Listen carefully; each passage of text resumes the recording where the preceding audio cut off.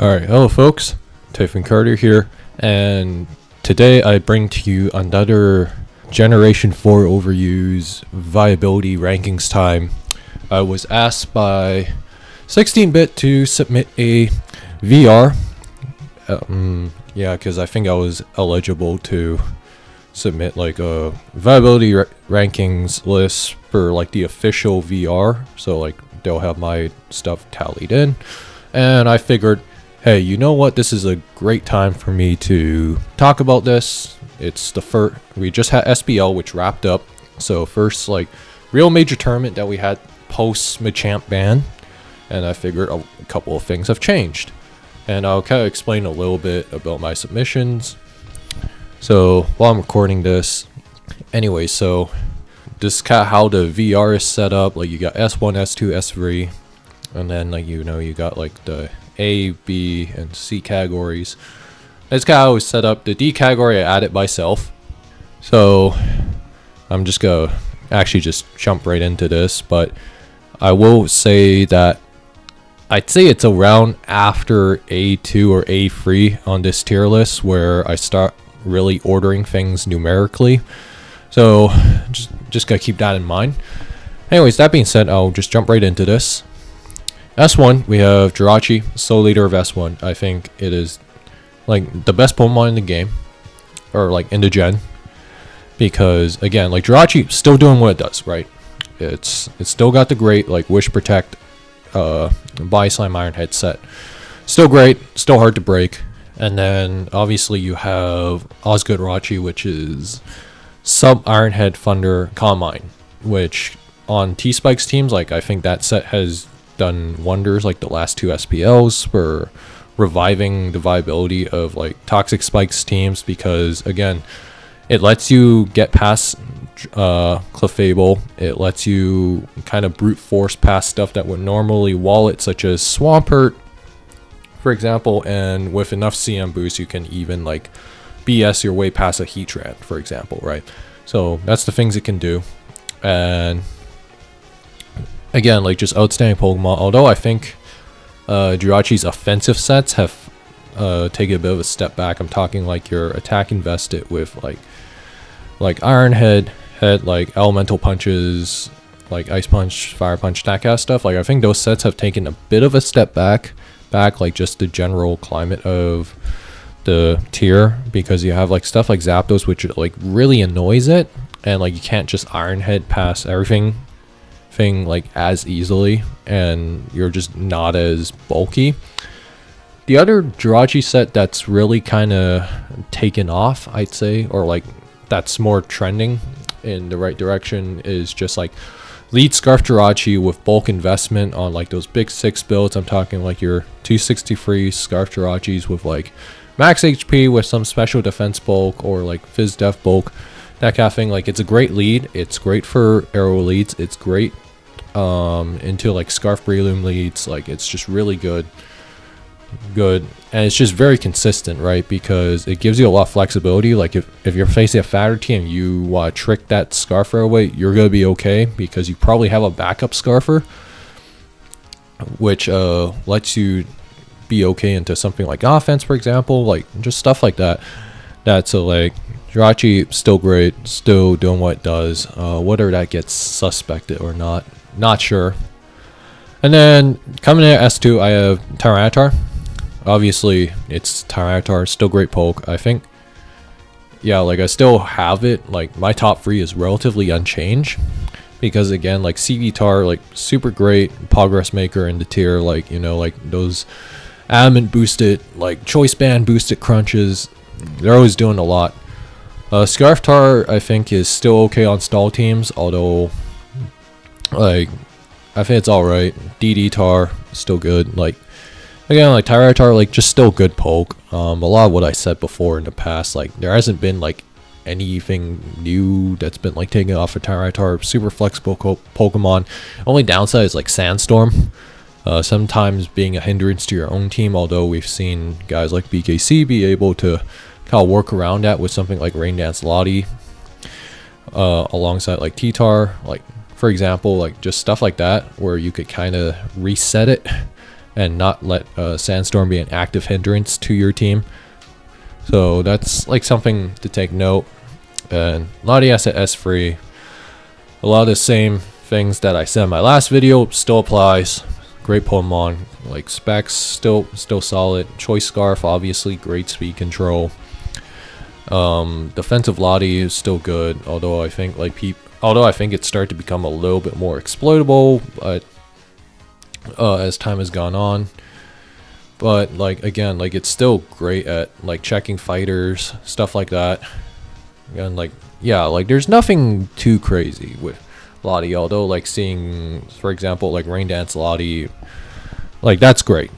Like just showing off like different ways you can utilize what is already a great Pokemon. So yeah, keep it S free or like number free.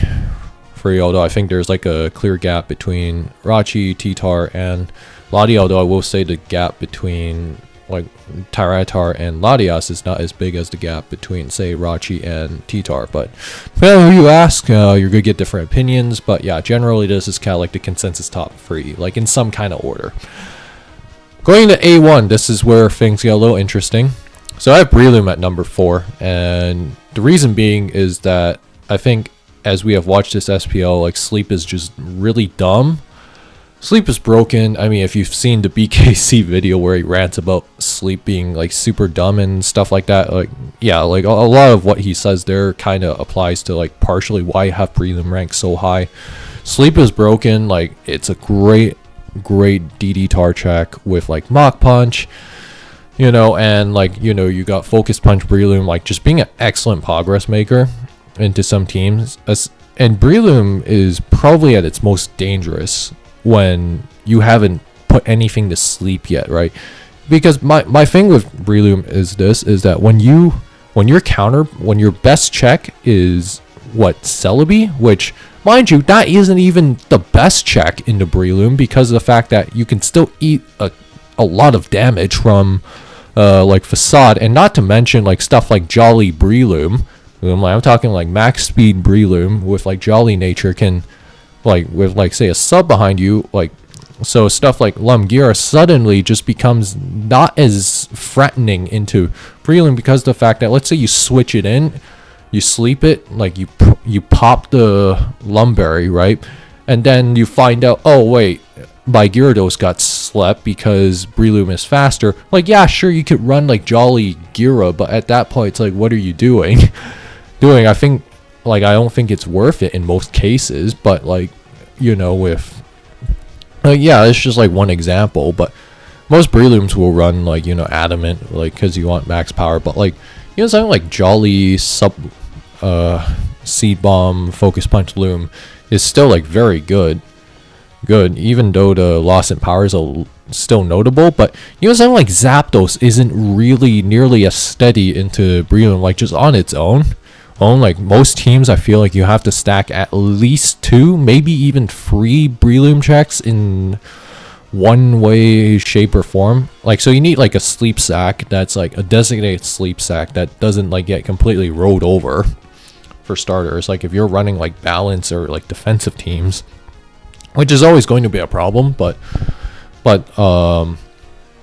and then like okay, if it doesn't like sleep you right away, then you're still kind of like, and then like say it just raw focus punches you, and then now you're kind of just sitting in a weird spot. It's like, what? Well then, do I try to like take the sleep now and then go into something else? And then not to mention, and as I was talking about with the Breloom versus Zap dynamic, like let's say you're running like Spinef, like normally you should run physical defense Zapdos, but like you can't always run that because of like other external factors that I'll talk about later when I get to Zapdos. But back to Breloom, it's like let's say you've taken a lot of chip damage with the Zapdos, like eating a focus punch on the switch, right, but then now you kind of have to play this weird mind game. It's like, oh, do I roost up again, like try to like get some health back and then lose my flying type and they eat a bajillion damage from focus punch, and well, may not die, but you put yourself in a pretty bad spot? Or do I try to call it out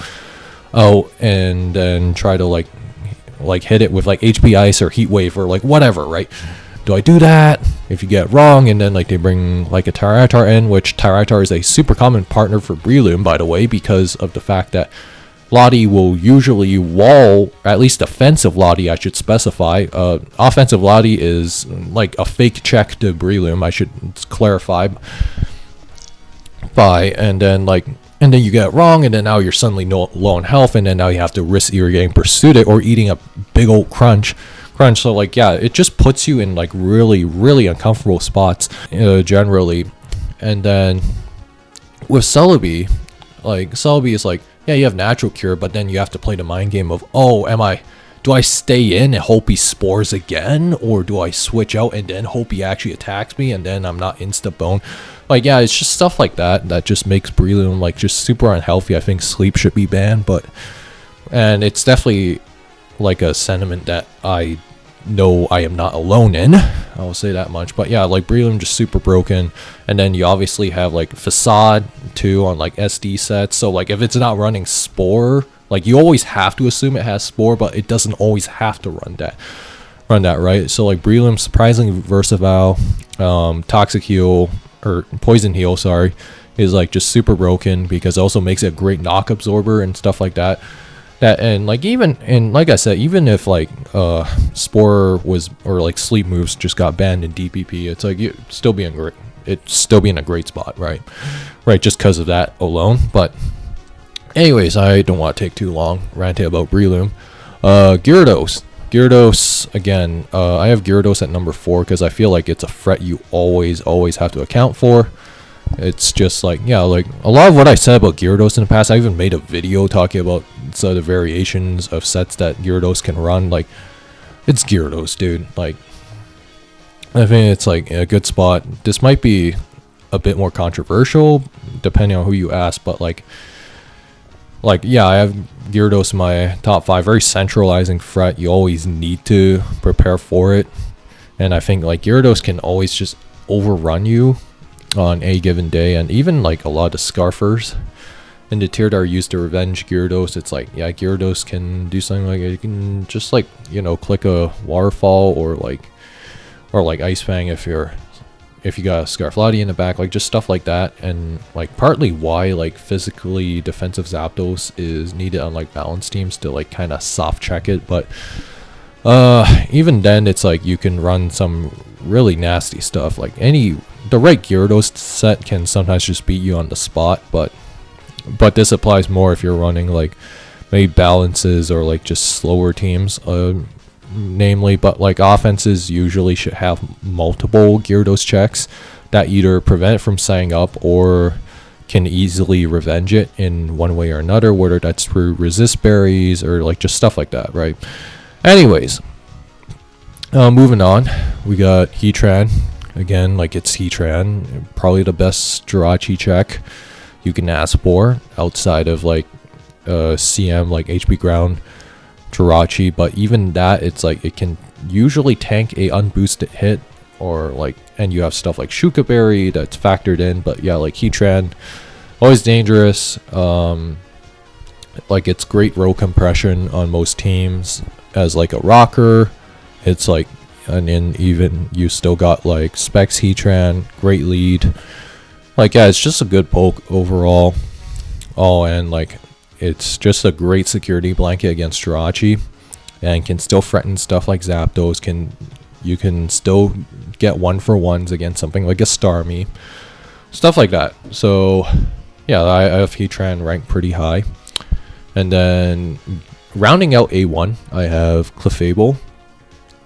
Clefable is, so for the record, I don't use Clefable nearly as much as like some other people might do, but again, like Clefable is just super dumb. You have like the whole can never be full parrot, so it's a great insurance in that regard, because like, you know, hey, I can safely click a move with Clefable unless it's like stuff like flinching and whatnot. But like Clefable knockoff is just super broken because like there's not a lot in the tier that can actually switch into a knockoff. And even something like Breloom, like you have to get it in first before you can even like eat a knockoff safely. But You know, Clefable got like great bag of moves to work with. Like, you know, you got Encore, you got Encore Clef, something that I've tried on like a fat team or two. Really good for stuff like sub-split Rotom appliances. So that's like super nice. And you have obviously like the standard, like, and even like we've seen Bolt Clef kind of make a bit of a comeback, or sorry, Impish Clef, like just plus defense Clef. Sorry, yeah, like physically defensive Clef. Clef is like surprisingly durable. Like it can eat stuff, like stuff that normally 2-hit KOs it, like a Flygon EQ suddenly doesn't really 2-hit KO it. Like I'm talking like attack invested, or stuff like Metagross, like it can surprisingly live stuff like that. That's super nice. And we've seen games where like plus defense or physically defensive Clefable can just kind of hold out. But yeah, so it does have that as like a viable alternative option to like the traditional especially defensive Clef sets, which are still very good. But I think a lot of its viability ties into knockoff, like just a great progress maker in general, like into like offensive teams, into like balanced teams that don't have like Clefable. And like also it's probably like one of the best like mono zap checks you can probably ask for. By mono zap those, I'm talking about like subtox zap, because again, I'm gonna talk about that later, I promise. But yeah, so like Clefable, just very, very good.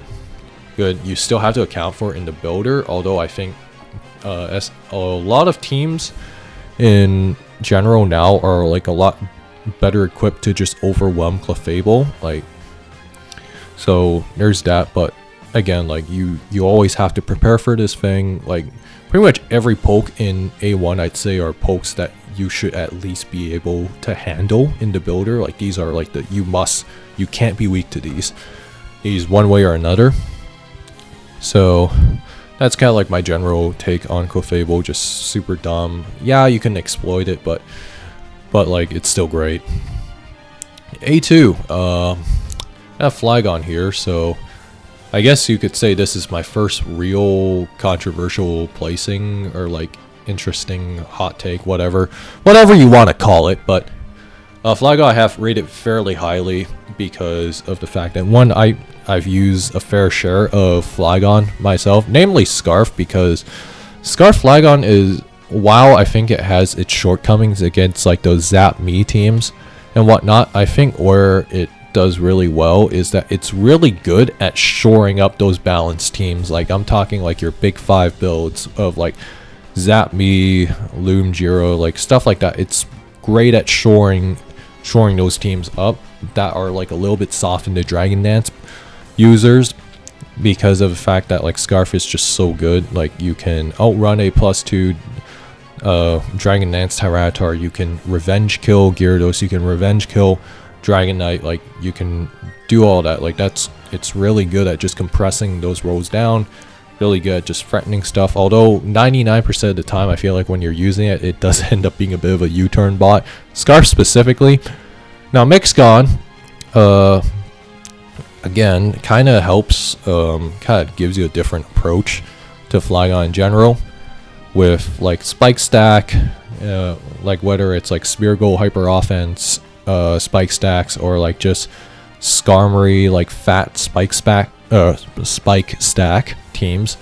Like Mixgon is great for those teams, like just as a win con. But Flygon, I mean there was like a phase where people thought it was broken, but to be quite honest, my opinion on Mixed Flygon is that it is the potential man of Generation 4 overuse, because of the fact that it always looks so good on paper, but when it's time to actually use it, it just doesn't do nearly as much as you want in general. So again, like still great Pokemon for those like Spike Stack teams, like whether it's the Hyper Offense variants or like just like the fatter like Spike Stack or Hazard Stack teams in general. And I think it's just really good at what it does. And even this SPL we've seen like takes on Mixed Flygon that runs stuff like Toxic, which is actually really cool as just like a mid-ground move.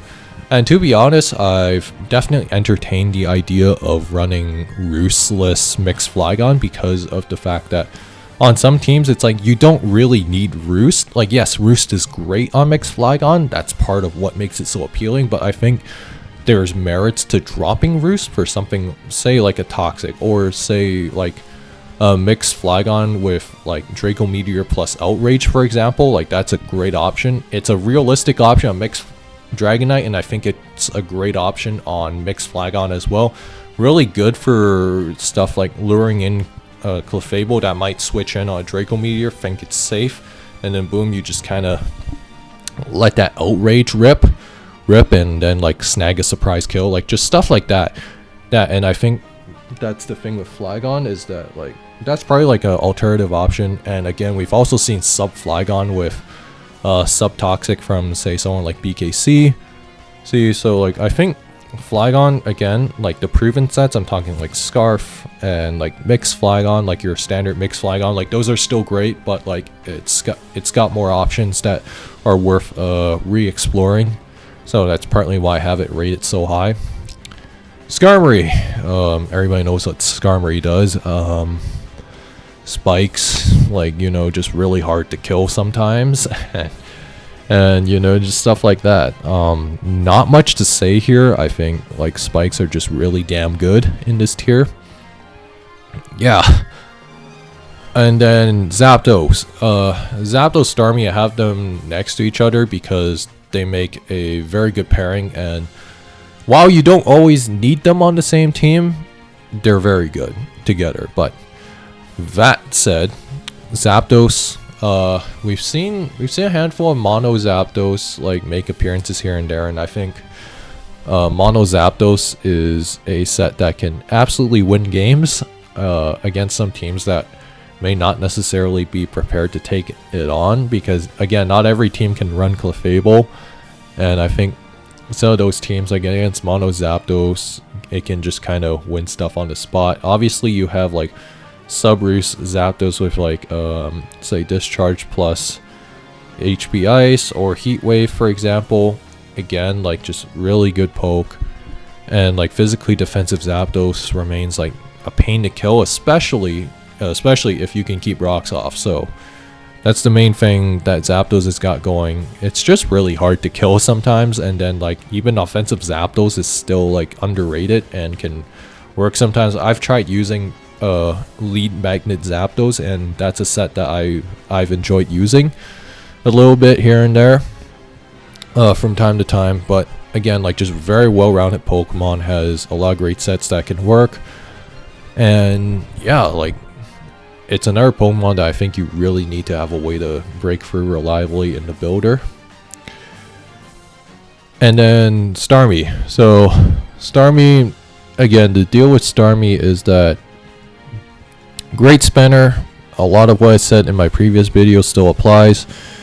Like defensive defensive Starmie, very good. And then obviously we've seen some lead Starmies used a bit more, like, you know, with like Trick Hydro, with like Choice Specs, like Spec Starmie, very good.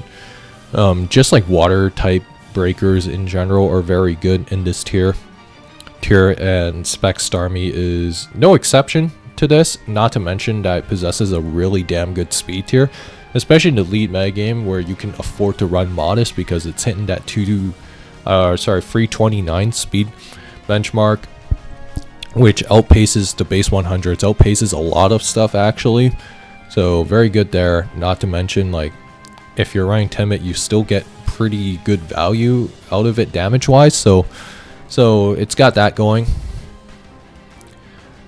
And now we have Rotom. Rotom appliances. I should clarify, that's what the Rotom's placement there is for. Regular base Rotom is not that great, but Rotom appliance, very good spin blocker. Does a lot of the same things it's done before, whether it's defensive, Choice Scarf, like just very versatile Pokemon. And still does what it does, very good.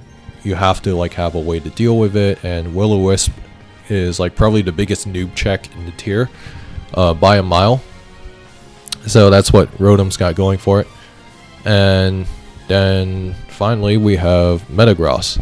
So Metagross, we've seen like Spadef Metagross make more of a comeback this past SPL because again, it's a surprisingly good special attacking check that can actually threaten back more often than not. Not to mention that you still have the threat of Boom and the numerous item choices that it can actually run is incredible on this Metagross. So again, like you have so many options with Metagross, like just very versatile Pokemon. It's also just a great Gluemon, especially for offensive teams that desperately need a choice specs Latias check. So again, very good at what it does. And we've seen people run more especially defensive bulk on it. And then obviously you have like the agility sets, which are a bit more rare, but again can still be very threatening, especially if you're running something like Zen Headbutt. Suddenly something like defensive Zapdos is not nearly as good of a check as you would think, or something like Rotom suddenly isn't nearly as sturdy into it, like just stuff like that. Not to mention that it can now suddenly do even more damage to something like Gyarados. So Agiligros, very good, and obviously can still Boom. So, and then although I'd say that Trick Iron Ball Metagross is on a bit of a downswing, like it's just not seen nearly as much, partly because people are doing better at avoiding letting, say, like a Skarmory get tricked by Iron Ball or something like defensive Rotom, like just stuff like that. But again, it still has some value, but not nearly as good as it had been in the past, because again, if you don't get that trick off on the ideal target that you want, then it can just kind of be a bit of a liability. But again, like just very good in general. Like there's not much for me to say. Now on to A3, Gengar. I think on my old Viability rankings list I had it a little bit higher. I have it a little bit lower now because I think, like, I used to think that like sub-split Gengar with like Life Orb and stuff was really hard to check. I mean, it's still annoying to check, but I think the biggest issue with Gengar is that you need to land your Focus Blast. But even behind a sub, it's like sometimes you just can't break through like those specially defensive Jirachis nearly as reliably. And then like you're kind of like sometimes sitting in awkward spots where like you need to like where like say you don't want to eat a knockoff from like a Clefable and whatnot, and not to mention something like Breloom Seed Bomb can still break sub even though you do a lot of damage. But again, like it's a very good speed tier. You obviously have, it still has tricks up its sleeve, like a Trick Black Sludge, which is a really good option, or like Lumberry Gengar. Again, like it's just a good poke, but I just think it's not nearly as reliable as the other pokes above it on the list. But again, like it's still very good, can still run teams over if you're not prepared for it. I think some people like to ignore it in the builder, although I personally don't love doing that unless I absolutely have no choice, or I'm confident that my team can out-offense the Gengar easily. Just things like that. But again, like it's just kind of a roulette wheel in terms of like its options, like Will-O-Wisp or Focus Blast. Like again, not the most accurate moves, especially because you really need to land them sometimes if you really want to maximize your value out of Gengar. But like again, it still has taught, like it's still a great value Pokemon, and it's kind of it's still a nightmare for balanced teams, or balanced to a degree fat teams to handle it. So it's still great in that regard. But yeah, like that's just kind of my main gripes with Gengar in general. Anyways, Infernape, I have it relatively high up here, and great Pokemon again. I think it's really seen, yeah, I think I've had it, I have even higher this time around, because I think Infernape can just really shred balance teams really nicely. It's probably like one of the better balance / fat beaters in the tier. Especially if you're running it with something like Healing Wish Latias, although I'd say that the thing with Infernape is that if you're, say, running Life Orb, for example, it's like you really got maximized those mid-game turns, especially because, again, Infernape, infamous for having passive damage and hazards wear it down very quickly. And if you run something like Flare Blitz, for example, it's like now you're killing yourself even faster on a Pokemon that already has longevity issues. But again, we've seen some teams run Slack Off Infernape. We've seen Healing Wish support, like, and even the lead slot, we've seen, like, for example, BKC's defensive Infernape, which runs Will-O-Wisp with, like, no stab moves, for example. So, like, it's still, like, a viable lead. I've actually ran it. I think I made a team with Infernape that runs, like, lead fake out. That's just, like, an all-out attacker, and, like, it's not bad in that department. It can do the whole stealth rock thing from lead okay, but I think it's a little bit mid in that regard. And sometimes you can even get the jump on pokes that are running, like, non-plus speed nature, for example, like Latias or even Starmie in some cases, for example, if it's like modest Starmie. But again, that's just a few examples that I'm giving out. But that said, though, Infernape, great poke. Like, obviously you sometimes have to choose between, say, Overheat or Fire Blast, for example, which can be a little bit annoying on some sets, like the Life Orb sets, for example. And, like, you have to choose, like, whether to drop, like, U-Turn or Grass Knot, for example, or, like, Mach Punch even. But again, it's got a large move pool to work with, to be honest, and you could even argue that its move pool in general is a little bit underutilized, because, for example, it still has access to stuff like Stealth Edge, Sword Stance, or Nasty Plot, for example. Like, it still has access to those. I just think it's harder to make work, but I think you can, I think, like, there's probably somebody out there who can definitely make it work, for sure. So that's all I got on Infernape. And now Gliscor. Gliscor, I have it a little bit higher up. I think it was a great beneficiary of the Machamp ban for a couple reasons. One, like, those Gliscor teams are a lot more sturdier in the Machamp, or that were relatively sturdy, had some issues with Machamp, like, just hacked its way through, you know what I'm talking about. I'm talking about, like, those Glistrachi teams and and I've said it before in my previous video where Gliscor sometimes felt like an incomplete Pokemon at times, and to a degree I still stand by that. It does sometimes feel like it's a great Pokemon that's like 90% complete, but it's just missing something.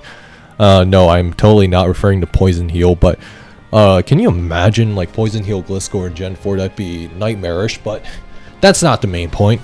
Anyways, even without Poison Heal, Gliscor can still be very annoying to take down because of its speed tier. Like, 317 speed tier in DPP is, like, it's actually like pretty good, because you outrun the DDers, you outrun, like, a lot of pokes that don't really go out its way to speed creep Gliscor, and you're still, like, sturdy enough into stuff that's faster than it, and it's still, like, faster than stuff like Kingdra, for example, right? Like, if it's, like, late game and, like, the Kingdra's weakened down or whatever, then, like, Gliscor can kind of take the kill on that, for example.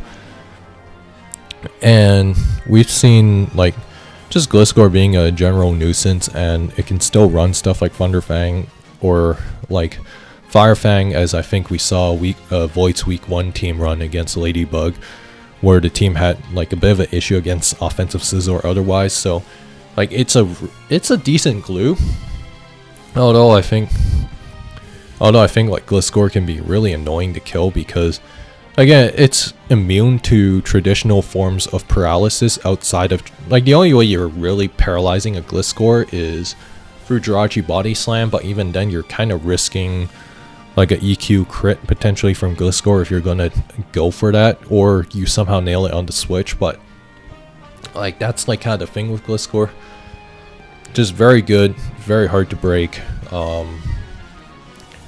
and it's a great, like, glue on those teams.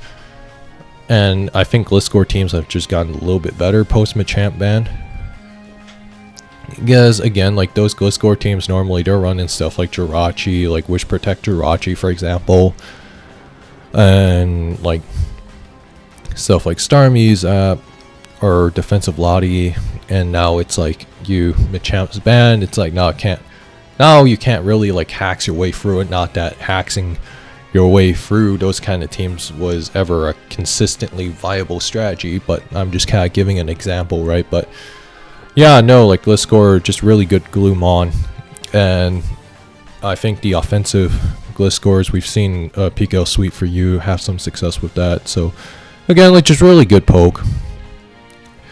Moving on, Dragonite. Dragonite, I rate it pretty highly because, like, again, we've seen DD Dragonite like just be able to punch holes through teams like as a progress maker on those DD spam type teams. We've seen it.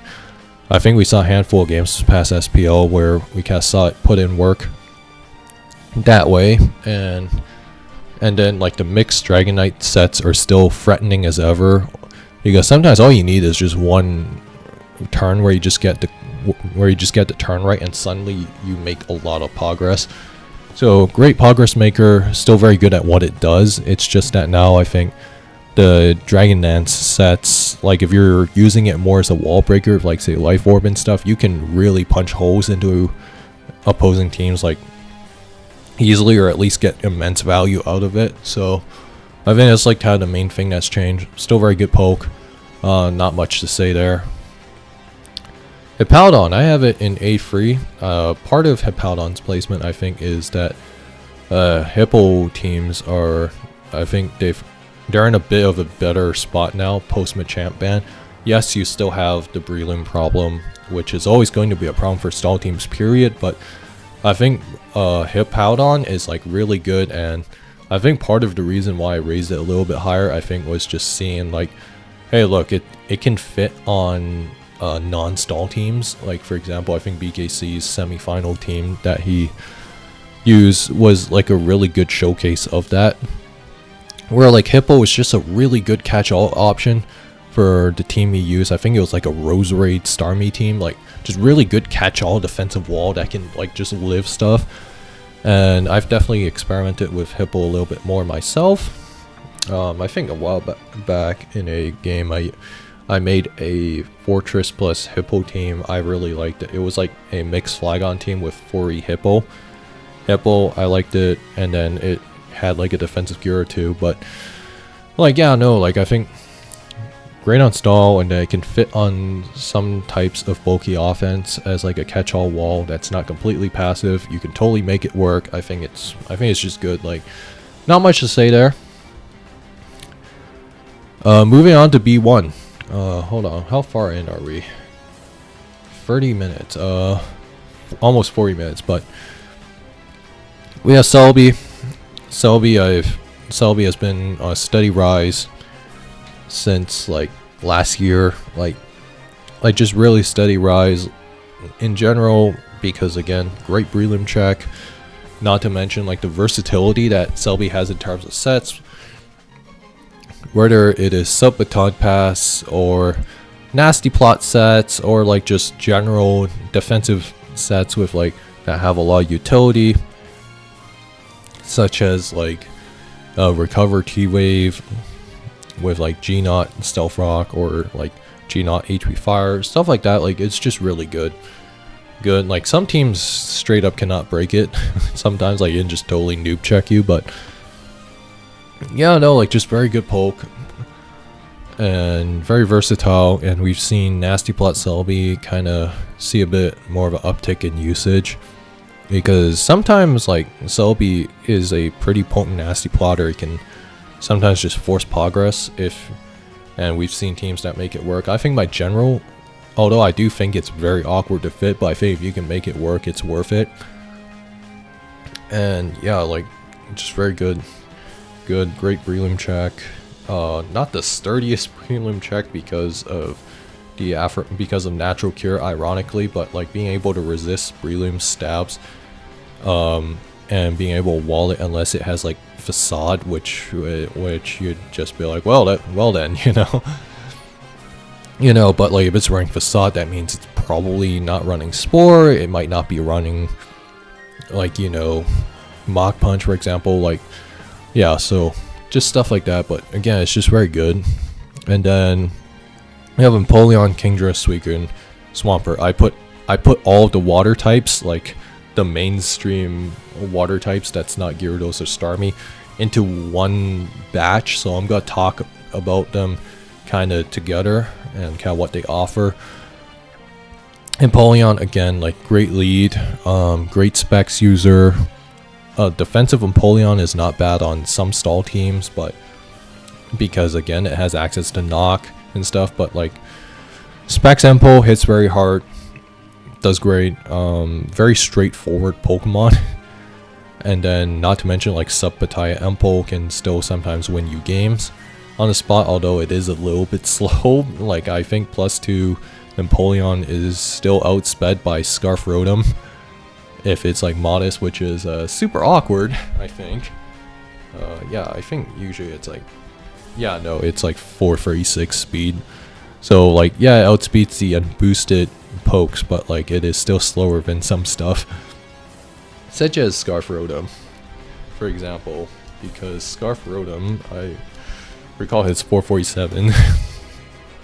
But yeah, so very straightforward Pokemon. You know what it does. It's not too crazy. You're not gonna be reinventing the wheel.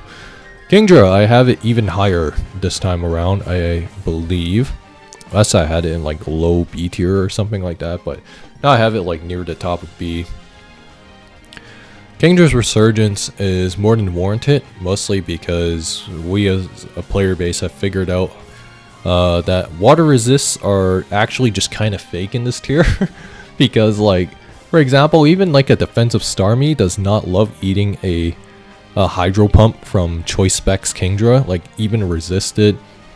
Stuff like Gyarados is not very sturdy into it, and like you can kind of just straight up KO stuff with it if you want to. Not to mention if let's say you somehow get rain up, like semi-rain. Like I'm not talking full rain, I'm talking like partial rain from something like a Bronzong or a Latias, for example. Then like those like specs rain boosted Hydro Pumps, they're shredding something, like something's dying, more or less. And then even your water resists, or like your true water resist, I'm talking like defensive Celebi or like your Quagsires, even those don't love eating a Draco Meteor from Specs Kingdra. So it's a really good alternative option to Specs Latias because of the defensive profile it gives. Like Water Dragon, very good because again, you're quad resisting water, you're quad resisting fire, so, and then you're like still neutral to electric and grass, so like very good defensive profile. And it gives you like, and you also resist steel, so like you can eat like a Metagross Meteor Mash or like a Jirachi Iron Head. Although I wouldn't recommend having Kingdra eat a Jirachi Iron Head, because Jirachi could say follow up with a T-Wave and then now you're kind of just crying. But yeah, like it's just very good poke. I do think my only main criticism of Kingdra is that I do think it's a little bit awkward to fit sometimes, because it is grounded, so like that's kind of like one of the downsides it has compared to like Lottie, is that like you are specs vulnerable. You are like gonna be potentially vulnerable to something, say like toxic spikes. I'm gonna talk about toxic spikes with Neo Queen a little bit later. And then yeah, so there's that. And then Suicune, super offensive Suicune, still good. Like that's the main set you should be running. Yeah, sub Suicune can do things every now and then, or Crocune for example, but I don't think those are nearly as consistent or good. Well, okay, I do think sub Suicune has some merit on lead to block like say Explosion from something like a Heatran, for example. So there's that. Oh yeah, speaking of blocking Explosion, Kingdra on lead also has like the viable alternative. I would say Yawn plus Protect on lead if you're running like stabs. If you're not running Specs lead, for example, just about bring that up real quick. And then you have Swampert. Swampert's just good. Like it does what it always does. Physically or like just a tank that can eat hits pretty well. It can trade.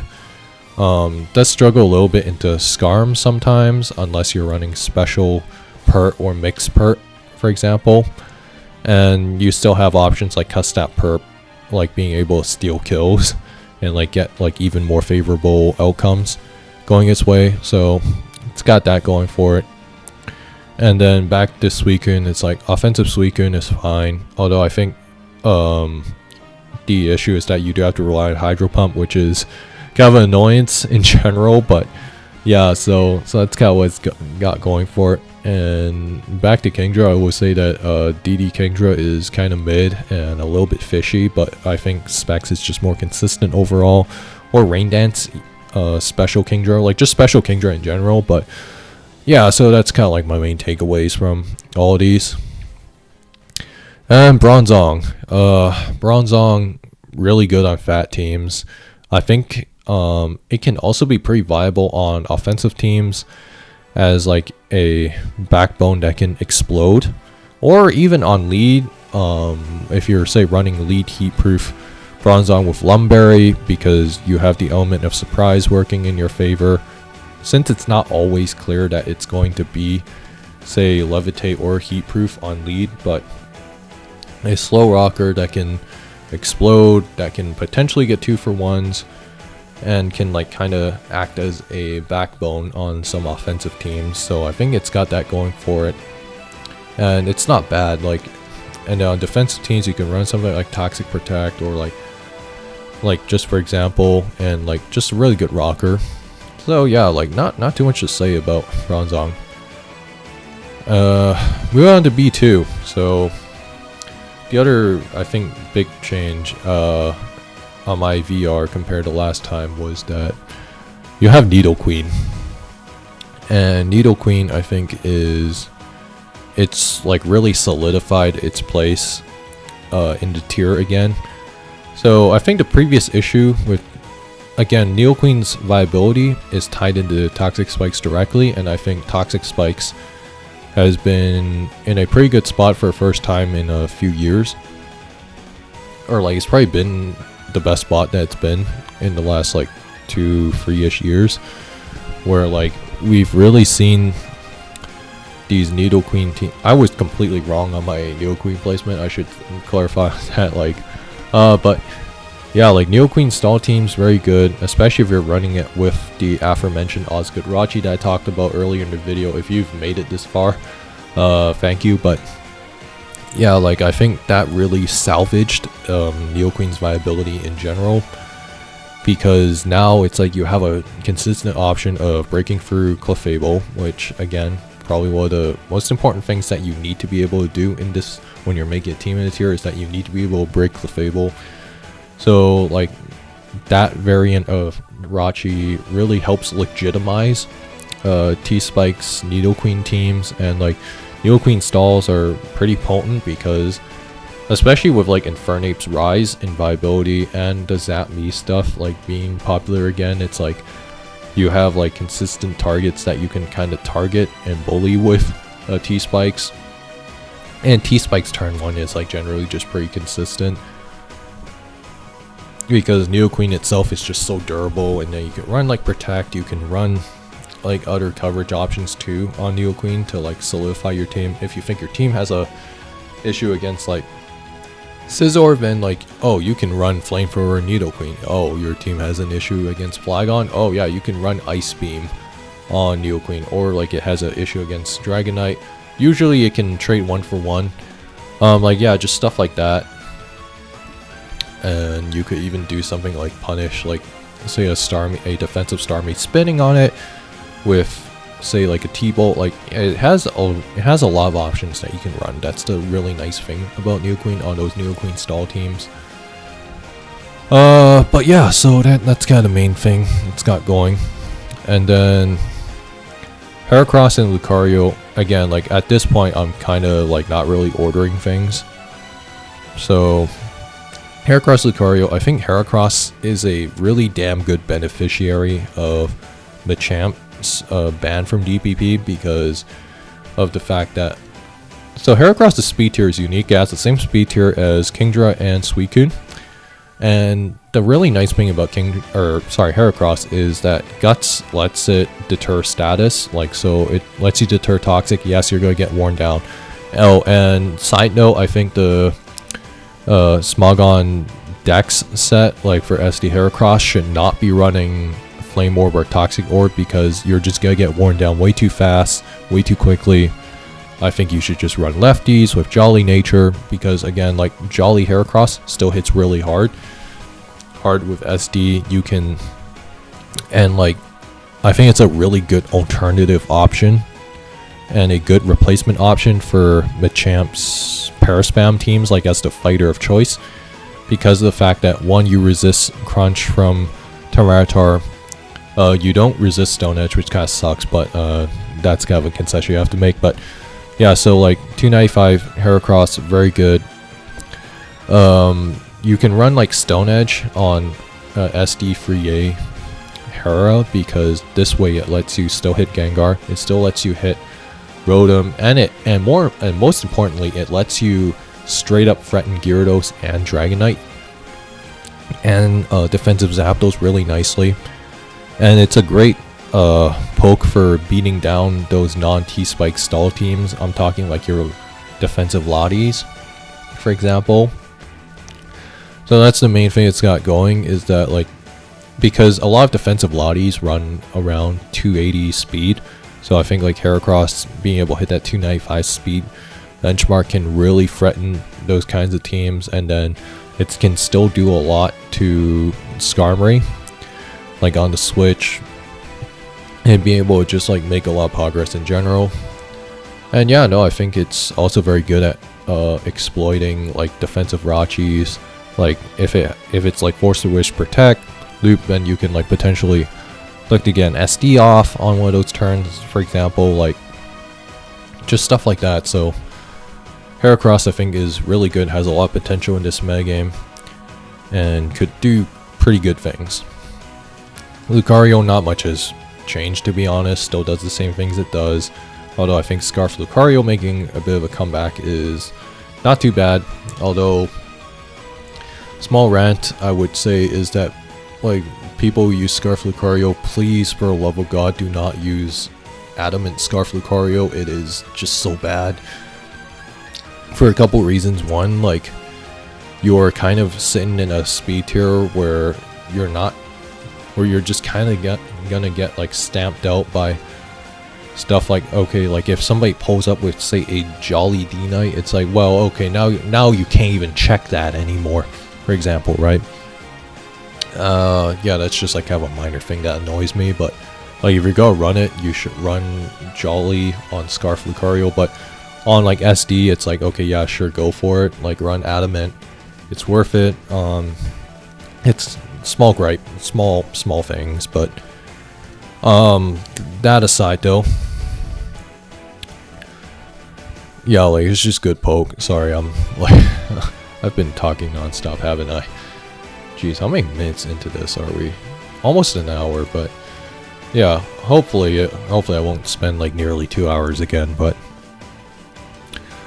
the Mag family line, I'm gonna talk about these real quick. Magneton and Magnezone, again, they trap steals, although they hit different targets better.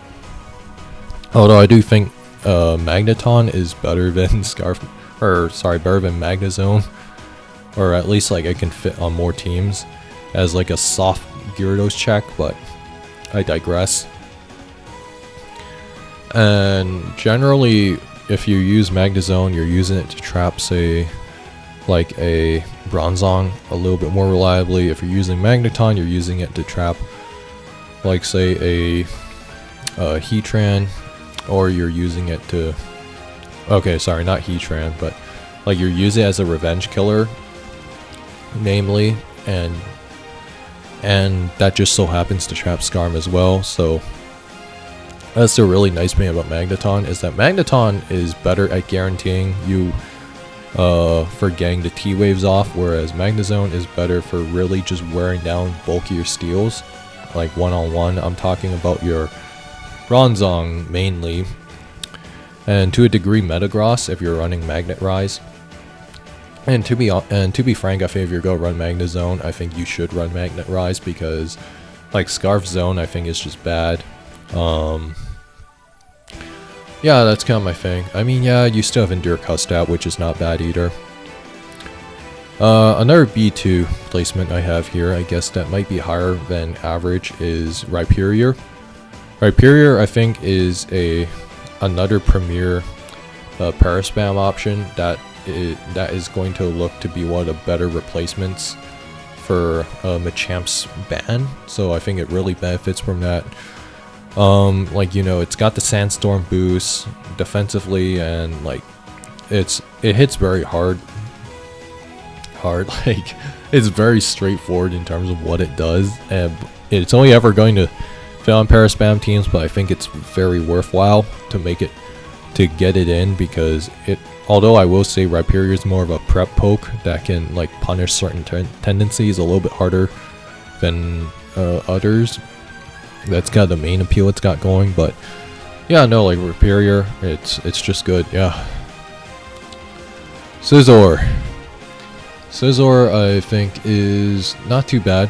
It's always done the same things it does, but I think it's like really good for getting entry in on Starmie. It's really good for getting entry in on Celebi, like just stuff like that. And U-turns still hit hard. There's not too much to say. A lot of the same problems still persist. It does what it always does, but yeah. So that's kind of what Scizor's got going for it. Nothing super deep. Uxie, for a record, if you see Uxie ahead of Azelf, I do not think Uxie is better than Azelf. I should just clarify that. Uxie is just bulky lead. It can trick. It can be like a really decent backbone on some teams. So like it's always going to do what it does best, which is be a bulky lead, get T-Waves off, get rocks off, stuff like that. It's just very straightforward in terms of what it does, and it's alright. A little bit passive at times, but I think it's worth it. Milotic was kind of that poke I have like kind of on the fringes of B and on top of C. It's kind of around there, but yeah, I think Milotic is not too bad. I think you're only really gonna see on stall teams, and I think it's like pretty solid, but especially if you like say get the para off, if it switches into a body slam Jirachi and it gets para, well yeah, congratulations, now you can't really break it anymore with physical attackers because of Marvel Scale. But yeah, so that's kind of the main thing my log's got going, is that it can be deceptively hard to kill. And then not to mention even something like Zapdos, it can run Mirror Coat on it against it, and it can still punish stuff like Gyarados with HP Electric. Like, it's just very good. Yeah, so that's Milotic in a nutshell. And then there's Azelf. Azelf, I could debatably put it higher, but I think its placement is perfectly fine. Like around that B2 range is pretty appropriate, because like it's a versatile lead, don't get me wrong, but that's all it's ever doing. It's just leading. But that being said, it can absolutely, I've been a fan of Choice Band Azelf. Like, I've used it a handful of times myself. Like, it can just boom on turn 1, get you off to guarantee you a 5-on-5 almost instantly. Because again, like, most people are very rarely switching in like hard Rotom or Gengar on a Azelf turn 1, because of the fact that, one, you don't want to get T-waved if it just so happens to not be CB. Like, yeah, like the fact that you can actually run quite a few sets on the lead Azelf, yeah, I think is part of what makes it very dangerous in general, because of the fact that you can do CB boom, you can do like a rain lead, you can do standard like hyper offense lead, you can do all of that. And then you can even Lumberry, you can still run Lumberry on Azelf. It's not too bad. Really good for pushing Sleep Breloom leads, but namely Scarf Breloom. But yeah, so it's got that going in. Again, CB Azelf, I'd say, is probably one of the handful of viable Sleep Talk Pokemon. And for the record, I think choice Sleep Talk pokes, you should only ever run it on lead. very rarely would I ever justify running it in a non-lead slot, because I think it's just really bad most of the time. But like, yeah, that aside, it's like cat does what it's always done. It's okay. I think like HO is not in the best state right now, and its ranking kind of reflects that, and it's okay. But yeah, now we got C1. C1, we have Aerodactyl. Aerodactyl, it's very straightforward. Suicide lead for hyper offense teams. Very one-trick pony, but does that one trick pretty well. It's a little bit better into fat leads, or like fat teams, I should say, compared to Azelf in my opinion, because like you can really prevent rocks from going up. You can do all that jazz, but it's just, yeah. Not much to say about Aerodactyl. Very straightforward. Fortress. Fortress, I've kind of started to come around to it a little bit more. I've started to appreciate it a lot more in general, because again, Fortress is a pretty solid Pokemon. I actually think there is some merit to running it as the alternative Spiker compared to Skarmory for a couple reasons. One, I think Fortress gives you a little bit of a better dynamic against defensive Starmie, because again, most Fortress run payback, so like being able to actually punish Starmie for spinning, forcing it to recover, and like really making sure that you can threaten layers on the other team is a really good option for stuff like Mixed Flygon. It can also be your spinner in one slot, so it gives you some alternate options. That being said, and again, like, it's very straightforward. Obviously it can be pretty exploitable sometimes. Oh yeah, it can still run T-Spikes too, which is a nice side bonus, but I don't really think you can fit T-Spikes on Fori most of the time, but I digress. Like, just stick to regular spikes. Roserade. Obviously it's got T-Spikes, it's got Sleep, it has all these traits, but somehow it just fails to make the most out of it more often than not.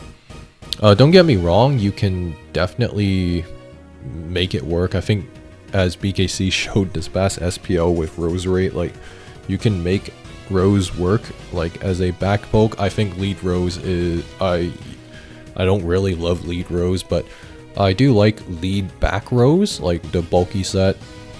Being able to run like T-Spikes plus Spikes, or T-Spikes plus Sleep. Although I think double Spike from Roserade is just the better set in general.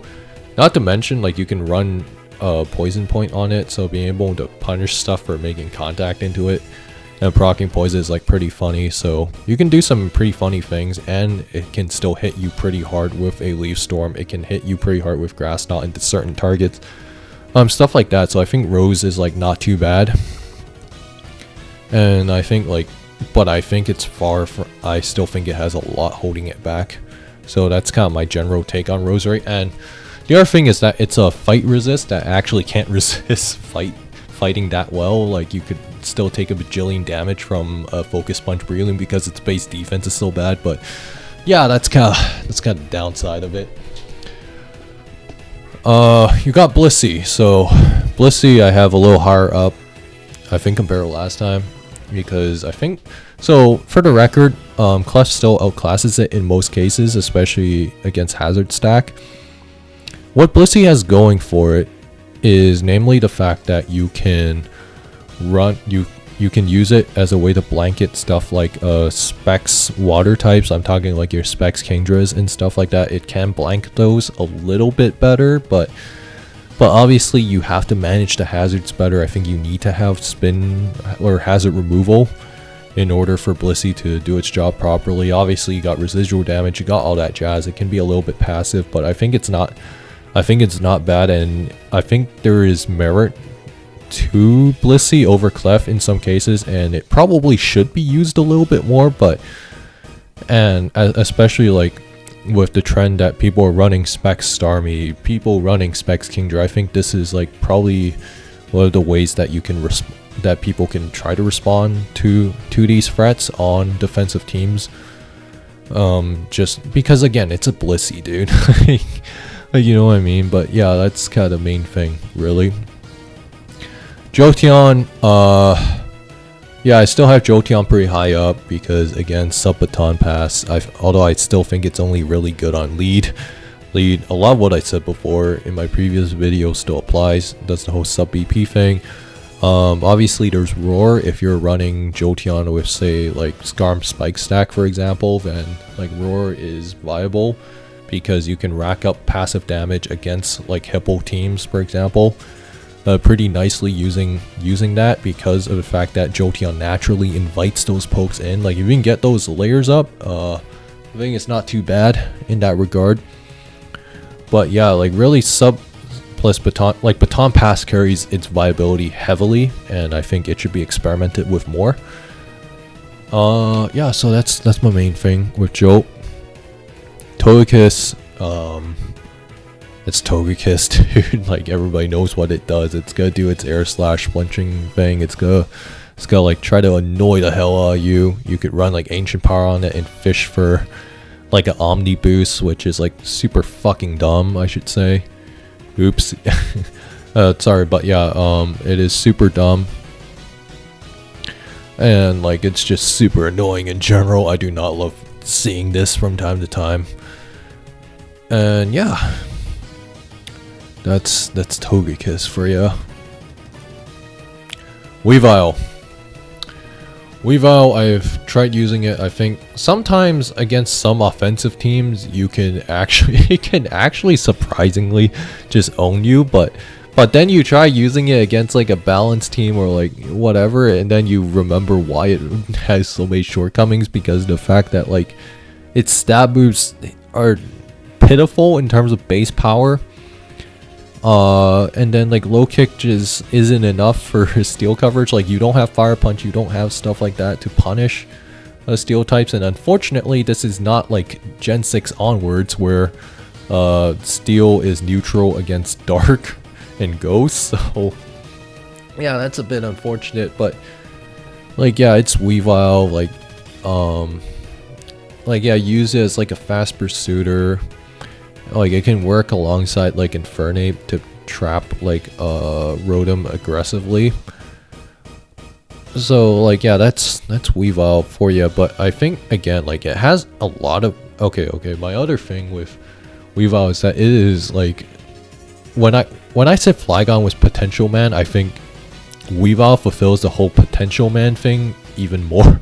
The like oh it can theoretically do XYZ, and then you try using it in an actual game, and then you realize, oh wait, this thing can't actually do anything right except for a handful of matchups because the thing is like it's vulnerable to Scarfers, all kinds of priority, just kind of own it, and like Ice Shard just doesn't do enough in most cases except for like against like quad weak pokes, and then like it's an ice type that can't break Zapdos that well. At least you go out your way to use like CB Ice Punch, but it's like no Zapdos, like no normal person is going to let their Zapdos stay in on Weavile.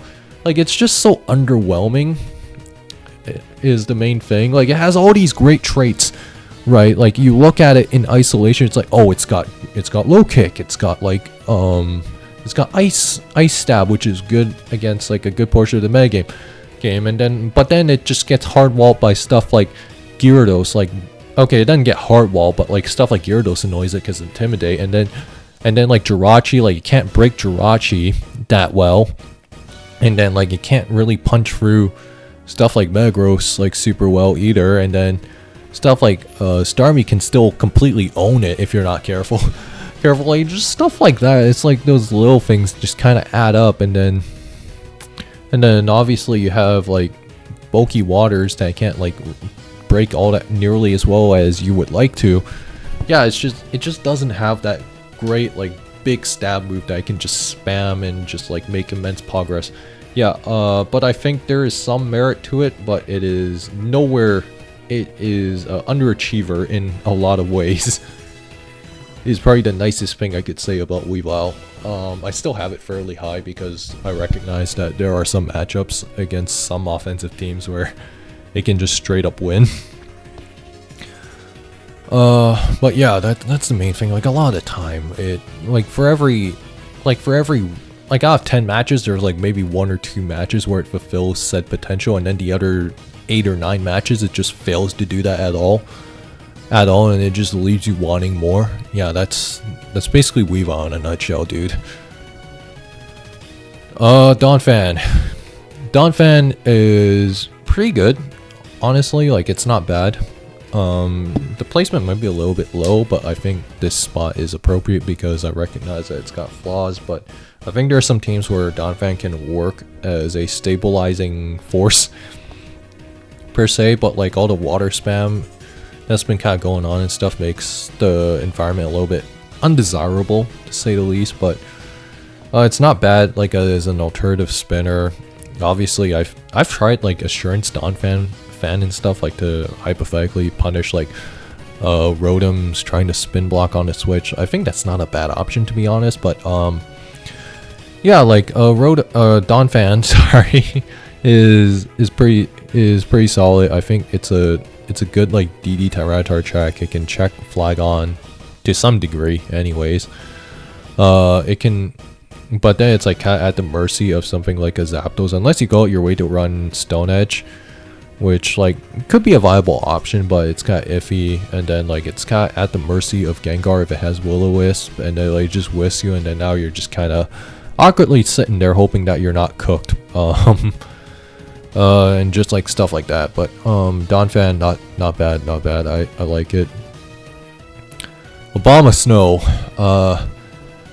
Snow I think is okay. Like, again, it's a water resist that isn't weak to ice coverage, so that's kind of the main selling point it has. If you're running especially defensive, Obama Snow and like Hail plus Leech Seed is like a surprisingly good progress maker. Obviously, you need something for Clefable, but I think being able to wear Steel types down with residual damage permanently is an incredible selling point for it. Although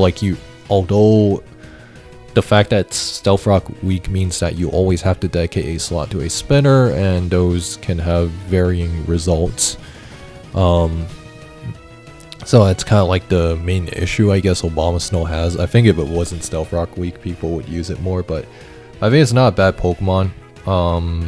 Paraspam, Obama Snow is like also a decent Paraspam abuser to some degree because it's a mix attacker too. Like, it can viably run mix sets, and then like you obviously have the 100% accurate Blizzards. You have like just being able to wear stuff down with Hail. It's just like super nice for it.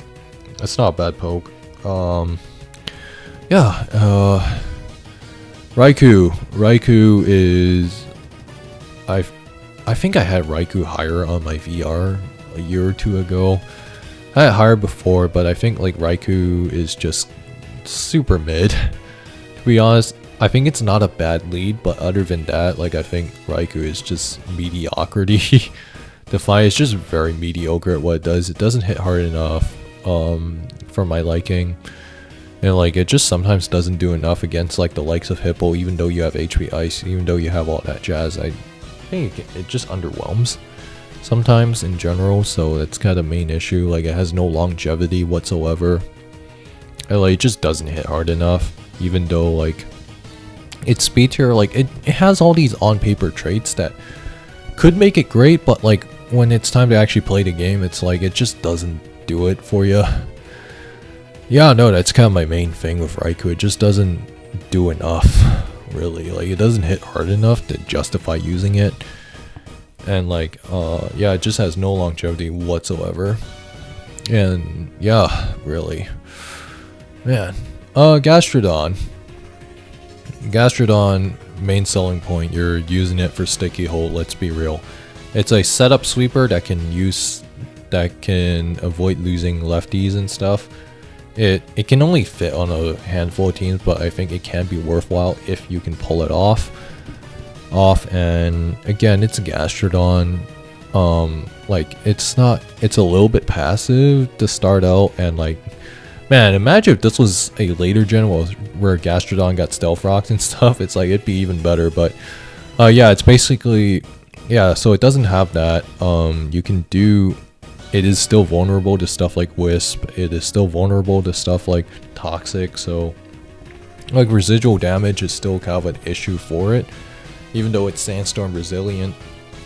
Even though you have leftovers, like you can't break like the defensive cores that you need. It can be a okay like last poke thing, but like, and like you can't get tricked. But Breloom's presence just makes things really undesirable for Gastrodon in general. I think is kind of the main issue it's got going. So yeah, it's kind of my general take on Gastrodon. I think it can work on some. It only really works on a handful of teams, but it can be worthwhile if you can make it work. Shaman. Shaman is okay. Like you can BS stuff with Seed Flare, I guess, but like you can't really break Lottie that well. Like it just can't break some stuff well enough. I think it's outclassed as a grass type compared to like Breloom Celebi. Like, for example, yes, it's a natural cure mon, but it's a natural cure mon that can't take Breloom, either of Breloom's, or it can't take a fight move from Breloom that well. Whereas at least like you can, and then like resisting grass move is like kind of whatever, because like no Breloom is clicking that into Shaman. But the thing is, like, I don't know, man. I think Shaman just doesn't do enough. Enough is kind of the issue. Like, it's okay, but you can't break Clef that well.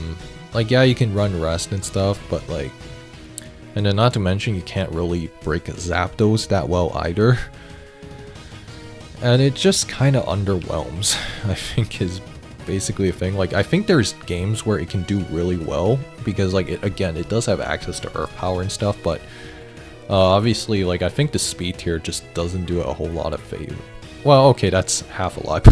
Anyways, my issue with Shaman is I feel like it just doesn't do enough into like the most common defensive backbones, because like it just doesn't do enough to Jirachi. Like, yeah, you can kind of threaten it, sorta, but then, and then like it doesn't do enough into like defensive Lottie. Actually, now that I think about it, it's like there's definitely room for it to potentially work, but it's, I think I gotta see more from Shaman before I'm ready to put it any higher. So I think I'll say that much for now. Again, I'd say it's probably like, yeah, I think it's at least maybe better than some of the stuff that I have, but so the other C1, it's probably like in the upper half of C1. I'll say that much, but it can definitely work. Anyways, we have Mamoswine. Mamoswine, I think, is just really mediocre, to be honest. Like, yes, Ice Ground is like a great offensive stab combo. The only problem is that Mamoswine doesn't have a great ice stab outside of Ice Fang, and Ice Fang is kind of mid as a stab. Like, yes, it has EQ, but you just wish it did more damage. But it's also just really hard to fit on a team in general, is like kind of my main thing. And oh yeah, speaking of longevity, now I remember why I had Shaman so low. The issue with Shaman is that Shaman's form of recovery is Rest, which means you have to switch out, which means that you could be vulnerable to like a Suit Trap, like eating a ton of damage from a Tyranitar Pursuit Trap as you get natural cured. But yeah, no, that's the main thing. It's just longevity, dude. And then, yeah, anyways, back to Mamoswine. What I was saying about Mamoswine is the fact that, like, its speed tier is mediocre. It just doesn't hit hard enough. Like, it's just missing that one great stab, and then, like, getting it in the game is just, like, kind of awkward. It's kind of just in that awkward spot where it's, like, it looks great on paper, but when it's time to actually use it, it's, like, and then not to mention trying to actually build a team around it. It is like just really awkward, because again, you can't break Skarmory, which is kind of awkward, but which is like oh yeah, not great. And then not to mention, like, can't really break Bronzong that well. Like, yeah, you could annoy it with like knockoff, for example, but like, yeah, it just doesn't do enough for me. is kind of the main thing. Quagsire, you only really see this on stall. I mean, it's okay on stall. But yeah, no, like that's the only time you should ever see it. I think Crucify tried to run Quagsire to compensate on like a big 6 build. But like to compensate for like the water spam issue, but like even that is like, it's not super sturdy, especially into something like a Kingdra, which can just spam like, or like say Empoleon or Suicune, which can still do a lot with like its alternative coverage options. So yeah, it's like just kind of a weird spot where you can, it's a little bit too passive to work on anything outside of stall. Like yeah, you have Encore, which is not bad, but it's like anyways, yeah, so that's it for the C1s. The C2s, I'll quickly talk about these. Smeargle, HO lead is okay, but I think it is just, I think it has its place, but again, it's very one trick, and I think Smeargle teams, like, you're kind of just forced to build a certain way. Like, you need to have that spin blocker, you need to have that. It can be amazing sometimes, like, but it's a Smeargle, dude. You know what I'm saying? But yeah, so that's the main thing for that. Hariyama, I think it is mid, but it can sometimes do work. You only ever really see this on lead. I think Piteous tried to make a bulk up Hariyama with like sub pass Celebi support like work, but it's like, it's just so underwhelming. And like, yeah, it has guts too, but again, like Hariyama is just too slow. It's worn down by too much. Like, it's just not fast enough for my liking, and it's not nearly the trade machine that like Machamp is before it was banned. But yeah, so that's my take on Hariyama. Gallade, oh my god, Gallade is so, it is just so bad. Like, my god, I don't know where to begin with this thing. Like, on lead, it is outclassed as a lead, right? Like, yeah, it had that nice trend a couple years back where, like, you know, with Taunt Wisp and stuff. Like, yeah, it has a great move pool, but, like, you can't, it wants, like, 5 or 6 moves, is basically the best way to sum up Gallade. And then I know Ladybug tried using, like, a trick Gallade team, but, like, the issue was that team couldn't even break past a standard Zapdos Starmie team, which is like kind of a red flag to me. Like, it's a fighter that's like just outclassed by the other fighters in the tier. Like, yeah, you have what is it, Steadfast, which punishes flinching and stuff, but it's like, I was like, dude, it just doesn't do enough for me. Like, it doesn't, like, yes, it has a great attack stat, but the thing is, when it's time to actually use it, it's like, it has all these moves, you just wish it had, like, you could use 5 moves, 6 moves, right? Because you're always going to be walled by something, even with, like, the crazy, like, move pool options that it has, right? Like, there's always going to be something that you just cannot break, is, like, my general issue with it. And it's just like super frail too. Like, yeah, so like it isn't fast enough, right? Like, not quite fast enough. It doesn't have strong enough priority to make up for its shortcomings, and then like it just does not do enough for me, man. Like, it doesn't hit hard. Like, yeah, like you just wish it could do more, is my main thing. Like, and then like it's a fighter that gets easily revenge killed by Rotom, and like, yeah, it's just like, come on, man. It just underwhelms me so much. Like, I remember when I first started playing DPP, I tried making Gallade work on ladder, but my god, every time I tried to use it, it was so bad. Oh, man, it's just, yeah. Yeah, I mean, I recognize that it has some things that can make it work, but my god, it is a pain to make it work. Crobat, you only really see this on stall. I mean, it's an okay option for, like, preventing hazards and stuff. Like, it's very straightforward. Yeah, you could probably use something like Super Fang with like taunt and stuff, and then like it can do okay, but yeah, you only ever see this on stall. It's not too bad. It's alright, but yeah, that's basically Crobat in a nutshell. It's just got speed. It's got nothing else going for it. Or, well, I guess it has taunt, so not entirely true to say it has almost nothing going for it, but yeah, that's Crobat in a nutshell. If you see Ludicolo, Quillfish, Omastar, Kabutops all together. I'm ranking Rain together into one slot pretty much, because besides Kingdra, almost all these Pokemon you only ever see it on Rain. Yeah, so again, I think Rain can be a pretty potent playstyle in DPP. You can absolutely just win games on the spot because, again, like your Sand Setters or what, your Weather Changers are like what, Tyranitar and Hippowdon, and you can just threaten it that way, I think.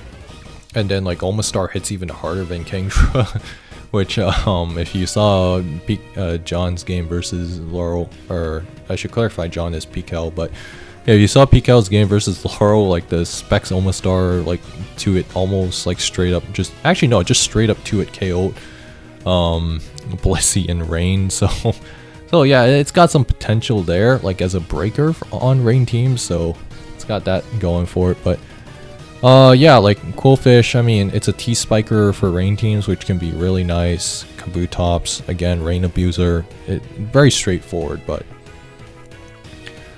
yeah, so that's pretty much those guys in a nutshell. I think Rain is not the most consistent, but some people might tell you otherwise. Some people have different opinions on whether Rain is actually a matchup fish or if it's legitimately viable. But yeah, I recognize that it's viable. It's kind of like still on the fringe side for me, but yeah, that's pretty much Rain in a nutshell. Vaporeon, I think, again, carried by Baton Pass strictly. You could probably do Wish plus BP with it. Like, that's actually a really nice option for Vaporeon, like having a pivot move still. But yeah, so I still think it's very niche, but it can work on some teams. Azumarill is basically a wall breaker. I've seen like Pikel make it work on ladder. I know Dredre also used it on ladder. It's not a bad poke, but I think you have to go out of your way to make it work. But yeah, definitely on the fringes of viability, or more on the fringe side, but I think it's viable. For Alligator, again, like SD with like Aqua Jet and stuff, like it's again another poke that can work, but kind of on that fringe side. I'm gonna be honest, I think I had a hard time ranking some of these pokes, like after like C1 and stuff, C2, C1, like onward. Just because like a lot of these guys, like they have things that can probably work, but it's like it's just missing something. But yeah, Registeel, again, stall poke. It's not bad on stall, but definitely more on the fringe side because it's just very passive. Although it's like kind of hard to kill, and then you can just annoy stuff with T-Wave, whatnot. Cress, yeah, okay, Cress is like, I just feel like Cress is like kind of in a weird spot. Like, it can work on some teams, but I just don't think Cress is nearly as good as it could be. I mean, yeah, it has Lunar Dance and whatnot, but like it just doesn't. Yeah, I think it's just very specific, which is like kind of like my main thing, is like it's just super specific. I feel like it's kind of hard to pull off, even though Lunar Dance is a valuable thing to have going for it. It's just kind of passive, a little too passive for my liking. But yeah, Walrein, again, you only see this on Hailstall, so I'm just recognizing it as niche. Like, you can make it work, but yeah, just super fringe stuff. Snorlax, I think it can work, but again, it's just very fringe. You're probably using like you know, Curse. You could do like Boom. You could probably like do 4 attacks with like Boom and stuff like that. You could probably pull that off okay, but again, like the whole like residual damage and stuff is like have a big problem for Snorlax because it doesn't have reliable recovery for like something so slow. So it's okay, it's definitely not passive because you can annoy stuff with like Body Slam and whatnot, but it's just so fringe that just like, yeah, I just don't think it can work nearly. I think it's just kind of hard to make work. Not to mention it's vulnerable to getting whisked by something like Defensive Rotom, and then all of a sudden it's like, oh well, I can't re-break this anymore. That's pretty awkward. But yeah, Tentacruel, same deal. Like, it's a T-Spike absorber, it's okay, but I think like the environment is just not great for it. It's a spinner that can't really do much back to Rotom or Gengar nearly as well as you would like it to. I'm not saying it can't do nothing to it, like it can knock and stuff like that, but it's just like, again, it's a grounded poke that I think is hard to justify a slot on a team. It's kind of the main thing. Yeah, so I'll just say that Tedacruel is more viable in DPP Ubers than it is in DPP OU, but yeah, that's, I'll say that much for the time being. Spiritomb, again, I think Lady Fringe poke, like it's a fringe spin blocker that has the whole issue of residual damage and like just hazards and stuff. Like it's a grounded spin blocker, which is kind of awkward, so it's just kind of outclassed is its problem, but I think like you can definitely make it work. And then you have Moltres, Yanmega. I'll kind of talk about both of them in the same vein, although they work on different teams. The issue with Moltres is, again, both these Pokemon have the whole Stealth Rock issue, but Moltres only really works on lead, but if you can keep rocks off somehow, I think you can definitely get some mileage out of it. Yanmega, same deal. It is... Yanmega is like a cheesy lead. You can either speed boost or you can do the whole like tinted specs thing. Like tinted lens plus choice specs on lead can be okay. Like you can actually surprisingly punch some holes into teams, but again, you have to go out your way to make it work. And like you really have to keep rocks off, but and I think like it's not really worth the trouble, even though like there is some payoff, so I'm going to acknowledge that much. Hitmonlee, I'm putting it there because it's a fringe option that's been used before. Yeah, so that's C2, and then D tier is just stuff that I've seen before, but I don't really take super seriously, or like I don't think it's nearly as good as it could be. I'm not gonna go super in depth into that because I'm way too tired. But that being said though, if you manage to stay all the way through to the end, I'd like to thank you guys for sticking with me through the end. But yeah, that's my Viabilities rankings for 2025 or early 2025 for post Machamp ban. And I'll see you guys next time.